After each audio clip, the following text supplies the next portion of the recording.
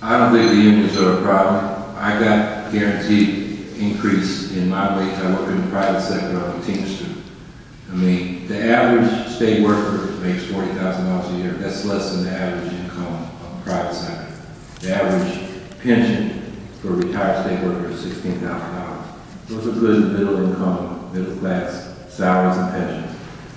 And we shouldn't want to take that away from people that work for that. The question is, why don't we have that for more people in the private sector? Now, you hear horror stories about outsized pensions. Those are mostly management people. And then you got a couple of unions like the state troopers who they load up on overtime that 1 year is called padding, and that's the basis for their pension. It's not the lifetime of their contributions, which is the way it ought to be. And then you got people double dipping, that ought to be stopped. So there's some abuses, but there's all this scapegoating of the union workers when the real power is down there on Wall Street, and it's the fire sector. Finance, insurance, real estate. That's where the big money is. That's who gets the corporate welfare. That's whose taxes have been cut since 1980. And that's where if we started making them pay their fair share of taxes, we would solve the fiscal crisis.